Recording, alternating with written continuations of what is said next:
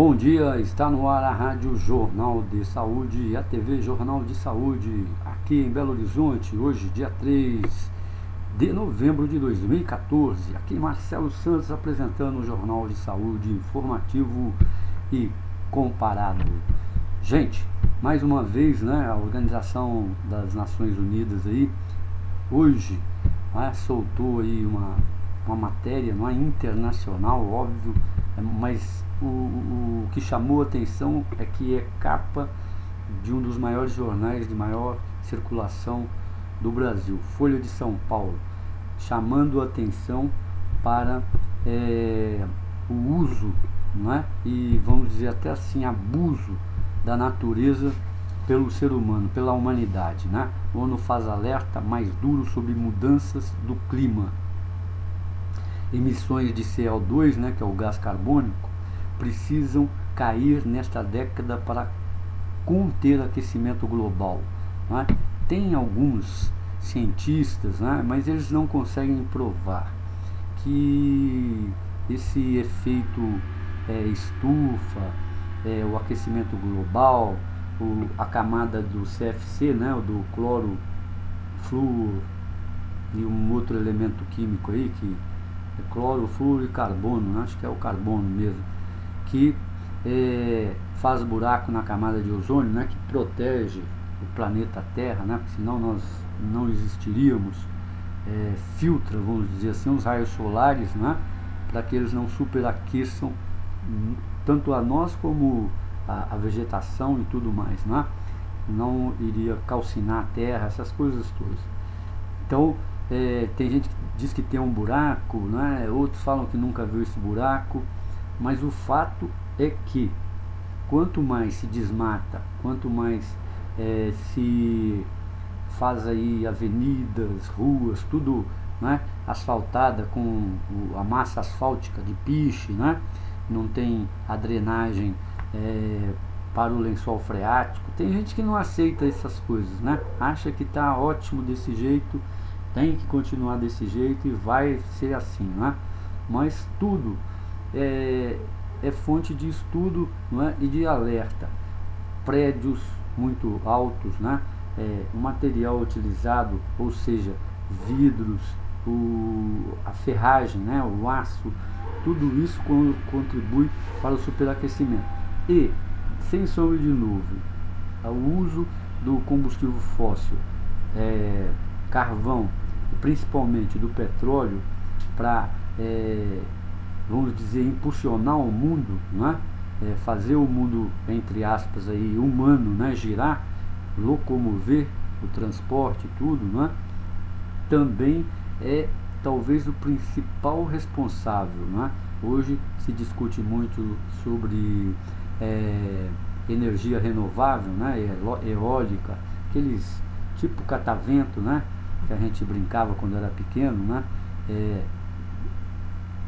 colhendo, girando, fazendo vento e alimentando um gerador, tipo um dínamo, uma bateria, e se utiliza essa energia. A energia do sol, que é natural durante o dia, que também parece que tem como ela ser acumulativa, apesar que tudo isso é muito, muito, muito caro.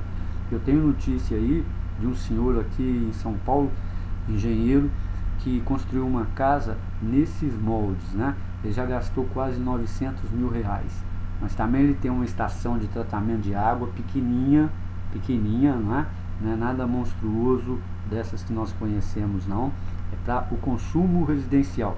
A energia também é solar, então ele não gasta com água e nem gasta com luz, mas isso não é o caso, isso é uma das alternativas. A questão toda é emissão, do gás carbônico, automóveis, ônibus, Quando a gente fala em transporte de metrô, todo mundo pensa que o metrô é porque vai carregar mais gente, não é isso não, é um tipo de energia, um tipo de transporte mais limpo, não é mesmo? Vai consumir energia, sim, mas ele é mais limpo, elimina uma carga enorme de emissões de gás carbônico na natureza. Os automóveis, hoje nós temos aí, né, que a gente pode dizer entre aspas, né, é necessário, mas é uma praga, que são as motos, não é? O tanto que elas poluem e a quantidade delas, não é? É como ser o individual, né? Cada pessoa pode ter uma moto e por mais econômica que ela seja, ela também contribui muito com emissões de gás carbônico. Para você ter uma ideia, já se discutiu até, né, isso aí não é uma questão, dos animais, né, os grandes pastos, as grandes manadas, que também devido à defecação, né, porque come e depois defeca ali, aquilo ali também tem um gás, né, não sabemos aí a grande quantidade que afeta a natureza, né? Fora isso, nós temos ainda as grandes metrópoles que cresceram no Brasil desenfreadamente, né? Não só no Brasil, aí nós temos a América Latina, né? América Central, os países em desenvolvimento ou subdesenvolvidos, o que nome que seja. A industrialização foi a toque de caixa, não é? Então só queriam ver as chaminés, né? Os carros. Eu lembro uma época, eu era bem criança, né? Que as mulheres adoravam o cheiro de gasolina. Ficou até não só as mulheres, né? Os homens também. Ficou até o ditado aí, chamado, ditado não, apelido, né? A Maria Gasolina, né? E hoje a natureza é que está reclamando, né? Muita gente não está nem aí, ó. Isso aí para eles como é que chama? Rezar Padre Nosso pro vigário, né? Nem se preocupa, não tá nem aí, acha que tá bom demais. Só que esse bom demais tá começando, né? Não é só aqui no Brasil, não. Vocês já viram as ondas gigantes, né? Lá pela Ásia fora, os tsunami, no Japão, né? Inundações na China, né? Aqui no Brasil, então, nós já tivemos época de super chuvas, vamos dizer assim, temporais, né? Que quase 1000 pessoas lá no Rio de Janeiro, né? Aquela região montanhosa lá do Rio de Janeiro, de serra, Nova Serrana, né? Petrópolis, e recentemente lá em Acari, né? Parece, tem um outro nome lá, onde mora o cantor, né? Zeca Pagodinho. Quantas pessoas foram soterradas, suas casas perdidas, não é só porque moravam em região de risco, não é só isso, por tromba d'água, né? Tudo isso é o que? Um desequilíbrio da natureza, não é? Não vou dizer que seja aí por causa do alerta da ONU, vamos dizer que sempre teve no mundo essas trombas d'água, chuvas abundantes, períodos de seca. Sim, concordo plenamente, né? O mundo, a natureza parece que tem esses períodos aí de talvez até purificação, né? De mudança, de correção de rumo. Agora, indubitavelmente, o ser humano está mexendo na natureza e está mexendo de uma forma desordenada. Mas se começasse a fazer a lição de casa, que já deveria ter sido feita há muito tempo, né? O saneamento básico, os escapamentos, estudar melhor a gasolina, né? O combustível, como fizeram aí há pouco tempo, retirando o chumbo, né? Retirando metais pesados da gasolina que contaminavam até mesmo os frentistas, né? Pessoas que trabalhavam colocando ali a gasolina no carro, né? Não sabiam, mas elas ficavam contaminadas, né? Por metais pesados no sangue e começavam a ter doenças que depois foram explicadas, né? Por essa contaminação. Então, agora você já pensou essas partículas? Todos os dias nós recebemos no nosso cabelo, na nossa pele, não é? Respiramos, na alimentação, não é? E além disso, nós temos hoje outro grande problema a ser enfrentado, né? Nós já estamos ingerindo este veneno, né? Na alimentação, né? Na carne, nas frutas, nas verduras, até mesmo o leite. Aí. Quantos escândalos nós já vimos no leite, né? Pessoal usando água sanitária, cloro, né? E aquele negócio lá que a gente usa para limpar o machucado, né? A água oxigenada. Isso aí já é mais pro banditismo, né? Gente de mau caráter, né? Mas tudo isso daí, gente, o cômputo geral, enfermidades, né? Não vou dizer que os cânceres aumentaram por causa disso, mas vou dizer só uma coisa: muitas enfermidades hoje que nós temos, mais ou menos aí vão chamar de novas, né? O mal de Parkinson, Alzheimer, né? Um tanto de outras aí que é brincadeira, né? Eu acredito que se fosse uma proposição sincera, né? Se o homem ainda não pensasse que é preciso de guerras para eliminar muita gente, que o planeta está cheio de gente, né?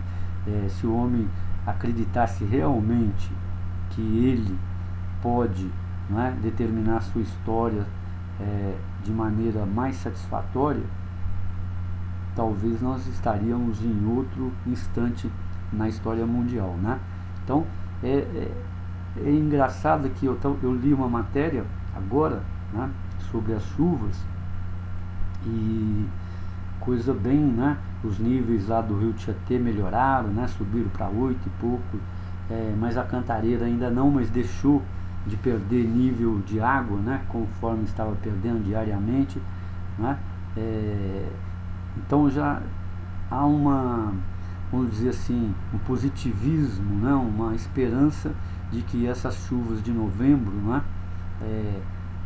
Se continuarem, vá restabelecer pelo menos um pequeno equilíbrio aí, tanto no fornecimento de água quanto dos reservatórios. Mas o que mais me felicita, né, e aqui eu estou repetindo acho que pela terceira ou quarta vez ou mais vezes, é que quando acabar, ninguém vai fazer mais nada. Vão esquecer todos os projetos, se existirem, né, e vai continuar a mesma coisa. Não vão começar a pensar no saneamento básico, tratar as águas dos rios. Você já pensou, por menos que seja agora, essas águas captadas aí de rios poluídos, se eles tivessem pelo menos uma água estivesse despoluída, seria muito mais fácil encarar um período de seca desse do que agora, não é? Porque o tratamento demanda grandes reservatórios, produto químico, né, em grande quantidade, mão de obra, não é mesmo? Então você vê hoje, ó, a indústria que mais está crescendo hoje em São Paulo, sabe qual que é? Indústria não, né? Acho que é o serviço, prestação de serviço, furar poço. Quando melhorar, tem gente aí, eu vi ontem, gastou 60 mil reais, achou água, beleza, para 14 famílias, né, que estavam na seca. Aí depois eles esquecem isso, né? Aí fica um tempo, quando menos vezes 5 anos, aí esqueceu o poço, entra em desuso, perde a qualidade, né? Enquanto que deveria com certeza ser incentivado isso, como no Nordeste, né? Nós temos aí um exemplo grande do Nordeste. Começaram a fazer poços artesianos, né, para a comunidade, depois parou, aí a transposição das águas, e muita gente era contra, muitos têm até razão de ser contra, porque era preciso, olha, esse trabalho de gigante, né, vamos dizer, despoluir o Rio São Francisco, né, nas áreas críticas, e para isso deveria despoluir muitos afluentes, né, como o Rio das Velhas e outros. Aí é uma briga danada, né, porque tem os municípios e tal, e não é só Minas Gerais, né? Tem Bahia, tem Pernambuco, acho que vai até a Paraíba, se eu não me engano, não lembro bem, né? Então, hoje o que se fala do Rio São Francisco? Que a nascente do Rio São Francisco está secando, né? Olha o absurdo. Tem lugar que no Rio São Francisco era navegável que hoje encalha barco. Tal de Benjamin Guimarães, lá um grande barco, né, histórico, quase não pode navegar no Rio São Francisco totalmente. Então é por aí, ó. Tem, né, já tem o Ministério do Meio Ambiente, mas que faz pouco, né? Não faz campanha, não mobiliza a sociedade, né? Começou aí, por exemplo, no Rio de Janeiro, multa para quem jogar sujeira, lixo na rua, R$ 50. Não prosperou, né? Por que não prosperou? E é mais do que sabido, dá uma chuva, o que acontece? Os bueiros entopem. Já entope, né, de areia, de muita coisa, né, que é o comum por aí, né? Mas então é difícil, é muito difícil mesmo. Papel, né, gente, aí, ó, manchete, a gente falar essas coisas em horas críticas ajuda pouco, né? Mas tá aí o alerta da ONU, né? A ONU faz alerta mais duro sobre mudanças do clima. Talvez aí os governos, né, já constituídos, eleitos, né, votados, ao invés de fazer política, né, dentro da estrutura governamental, né, de Estado, que já está tudo constituído, aí o governo tem que administrar, não é? Para isso ele é eleito, deveria cuidar disso, né? Chama mais uma atenção aqui, teve o Jânio Freitas, né, falando sobre o caso lá do Youssef, aquele goleiro que está aí para receber a delação premiada, e que, segundo o jornal o Globo e depois a revista Veja, que fez uma manchete com a Dilma e o Lula face a face, né, dizendo que eles eram responsáveis e que sabiam de todos os episódios, todos os casos de corrupção da Petrobras, né? Então os acusou frontalmente, Lula no seu governo, Dilma, né, no governo dela aí de primeiro governo. Só que ele está esclarecendo que está tão obscuro que tinha um advogado lá que tinha dito que tinha feito uma retificação no depoimento do Alberto Youssef para incluir o Lula e a Dilma. Aí depois um outro advogado veio dizer que não houve, né, retificação da retificação, não aconteceu isso, ou seja, a leitura é que ninguém fez um novo depoimento para colocar Lula e nem Dilma para como responsáveis, que eles sabiam o caso da Petrobras, aí, as corrupções da Petrobras, né? Os crimes de corrupção da Petrobras. E agora não se encontra nem quem foi o advogado, né, que a revista e o jornal disseram que tinha feito a retificação de depoimento para a Polícia Federal, né, ou para o Ministério Público. Então ficou uma coisa assim, gente, que também é um crime, né? Ou se o cara, se teve essa retificação, esse senhor aí, ele poderia estar cometendo um crime, porque o Alberto Youssef, né, poderia estar cometendo um crime porque ele não tinha prova, né? Então como que ele vai ter delação, receber delação premiada, se ele não tem prova de algo que ele depõe? Aí vem a outra questão, não é? Será que ele fez isso justamente para receber essa delação premiada mais rápido, que ele ainda não recebeu? E outra, ele já tinha recebido essa delação premiada uma vez, fez o depoimento, mas não o sustentou, não teve provas. Na hora dele colocar as provas, não tinha. Ou seja, quem gosta de jogo, de pôquer, é o tal do blefe, ele blefou, ele mentiu, não tinham as provas contundentes. Então fica aí a velha pergunta, a velha pergunta, que são duas, Possivelmente essas matérias, tanto do Globo quanto da Veja, podem ter sido matérias pagas com interesse eleitoreiro, de mudar a visão do eleitor, ou pode esse doleiro, ter querido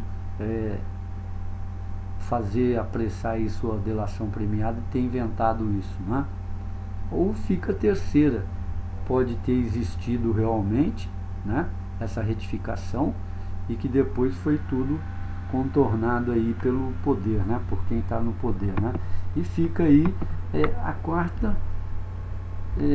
interrogação, que é por que a imprensa publicou, tanto o Globo quanto a revista Veja, essas matérias, se também ela estaria incorrendo e ninguém processou ninguém. O mais engraçado é isso, ninguém processou ninguém, tudo como dantes no quartel de Abrantes,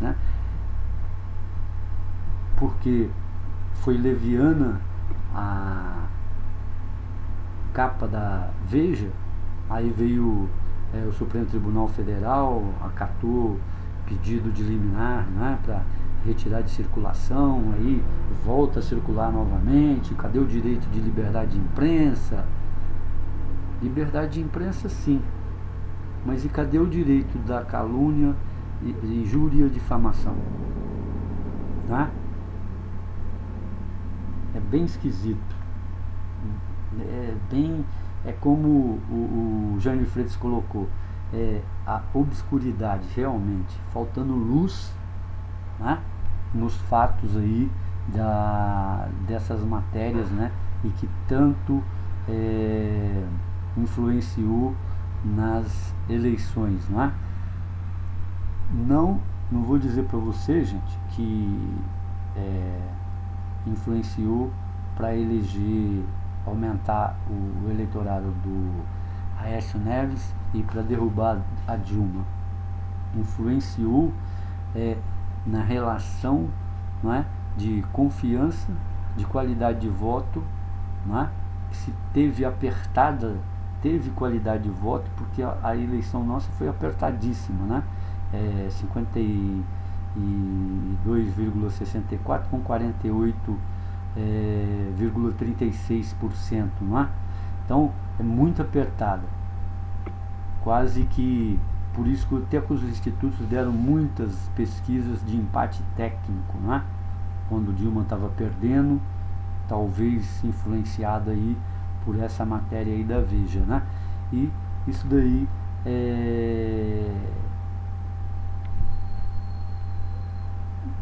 pode ter sido um determinante ou não dessas eleições aqui no Brasil.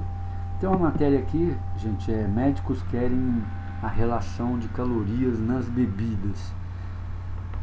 Eu queria, não é chamar atenção para ninguém, não é falar nada não, mas parece que as pessoas, por desinformação ou praticidade, não ligam, para as coisas, acham que tudo é normal. Você acha que uma criança de 1 ano e 6 meses pode tomar assim, como se fosse água, refrigerante? É meio complicado, Citar aqui hoje que médicos britânicos querem indicação de calorias em bebidas alcoólicas. É outra coisa, certo? Não estamos falando que criança está bebendo, ingerindo bebida alcoólica. Mas pensa só comigo assim, o leite materno, se a mãe estiver tomando um antibiótico, um remédio forte, e ela amamentar a criança, ela vai passar esse medicamento, essa droga para a criança. Muitas das vezes pode dar problema intestinal, um monte de coisa, que eu não sou médico, não sou cientista, né, laboratorista, não tenho índices, não tenho experiência no que eu estou falando, mas eu tenho leitura, já li várias matérias a respeito. Agora pensa você, o açúcar, né, tem aí no Jornal de Saúde, eu publiquei aí, falando sobre o veneno que é o açúcar, né, para a nossa saúde. Veneno mesmo, considerado até como uma cocaína no século XVIII, né? Aí você pega um refrigerante que já usa tipos de açúcares aí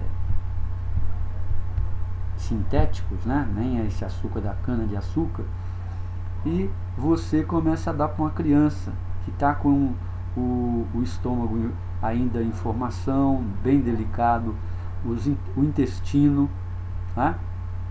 E você sabe que parece que o açúcar ele também é viciante, né? Ele é agradável, ao primeiro momento que você toma e tal, ele vai te dar uma energia, né? Aí você gosta, todo mundo gosta de açúcar, né? Então, você já imaginou o que isso pode a longo prazo fazer no estômago e no intestino dessa criança? E tem outros estudos, gente, que diz o seguinte: o ácido fosfórico que se encontra em grande quantidade nos refrigerantes, né, ele faz com que as pessoas, né, isso já numa fase adulta, tenham tendência a vícios de bebida alcoólica e de drogas, porque desequilibra, né, a oferta de cálcio.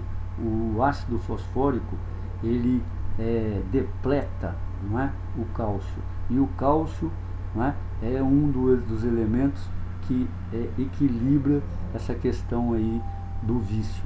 E é bem dá bem para você entender, né?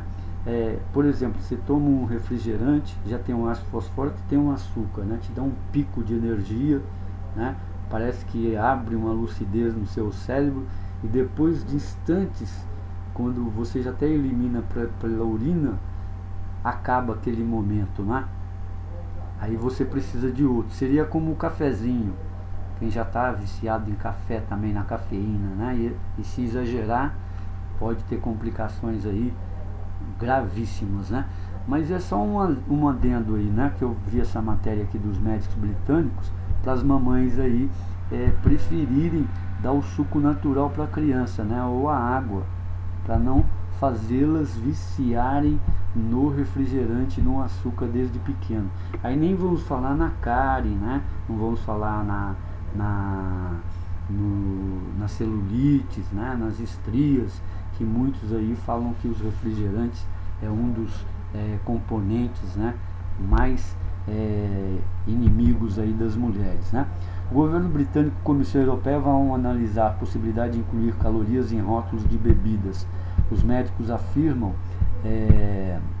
que bebidas alcoólicas vendidas no país deveriam ter uma indicação das calorias que contém para reduzir a obesidade na Grã-Bretanha. Um grande desafio, né? Os membros da Sociedade Real para a Saúde Pública alertam que um copo grande de vinho pode conter cerca de 200 calorias, o mesmo de uma rosquinha doce recheada. A Secretaria Britânica de Saúde Pública, Britânica de Saúde Pública, Jane Ellison, afirmou que já foram alcançados grandes avanços na colocação das calorias em rótulos de alimentos, e o governo também vai analisar a questão das bebidas alcoólicas. Então é importante, né, gente? Aqui a gente sempre tem visto que vão fazer isso, né? Tem uns que fazem, como também até uma coisa lembra a outra, né? Que tudo quanto a gente comprasse no supermercado iam ter lá a alíquota paga de imposto, né? Para a gente ficar sabendo o que é imposto e o que é até o lucro aí dos supermercados, né? Daqueles que vendem aí os produtos aí. Então é importante sim, sabe por quê? Porque muitas das vezes você pode tomar um copo de vinho, e se você quiser combater essa caloria do copo de vinho, você já vai deixar de consumir um outro tipo de alimento, não é? Agora, é meio que, como se diz, do sim ou do não, né? Antagônico, né? Ou tem a outra palavra aí, os médicos gostam muito do paroxismo, né? Pode ser como pode não ser, né? Do 0 a o 8, né? Ou do 8 ao 80.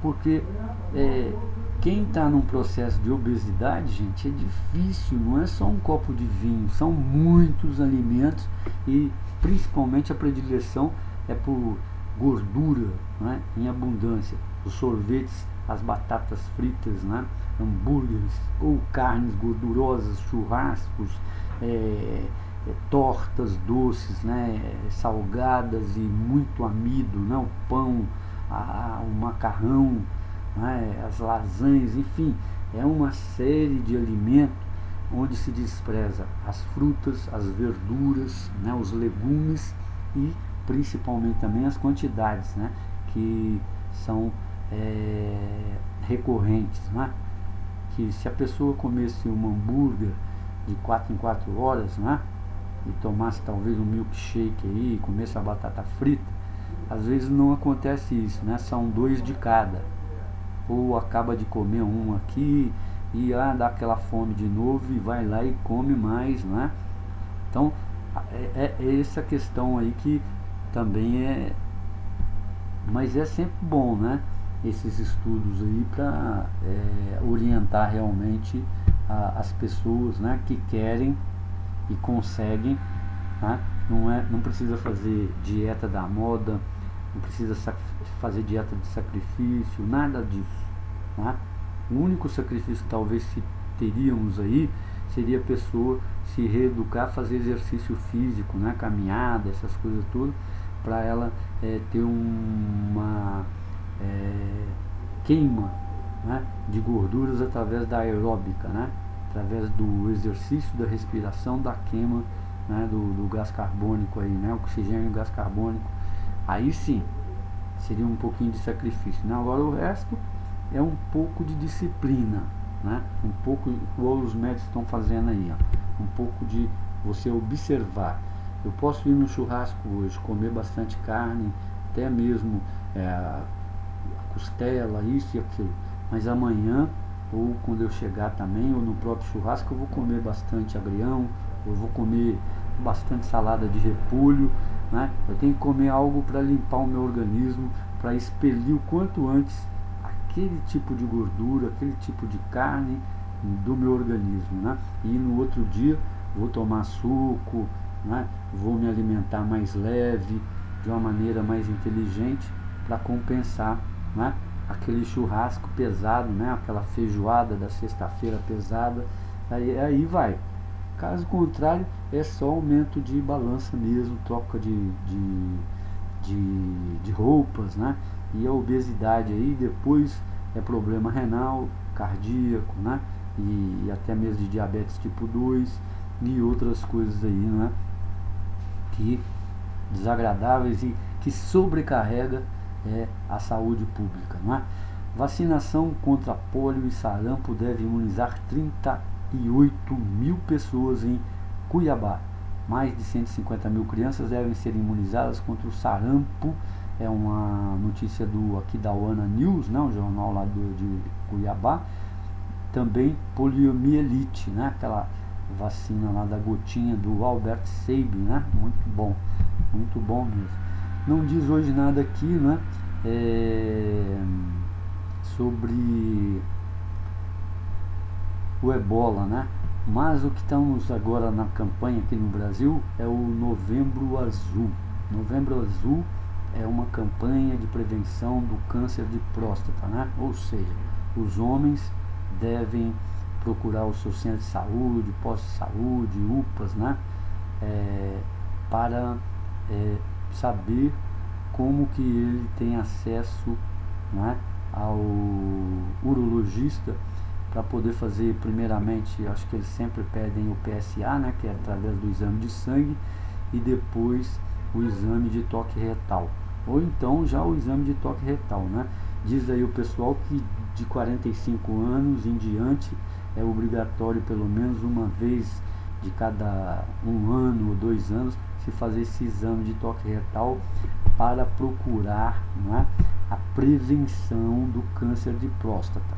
Não é? Às vezes o homem tem, muitos dizem que é quase que natural, um aumento da próstata, né, que chama-se prostatite benigna, totalmente controlável através de medicamentos e tudo mais, mas que pode evoluir talvez também para o câncer de próstata, né? Então por isso desses exames rotineiros aí, anuais ou bianuais, né, para a pessoa ficar sempre, pode trocar, né? Um ano você faz o PSA, no outro ano você faz o PSA com o toque retal, né? De 2 em 2 anos, daria um período aí de bom controle.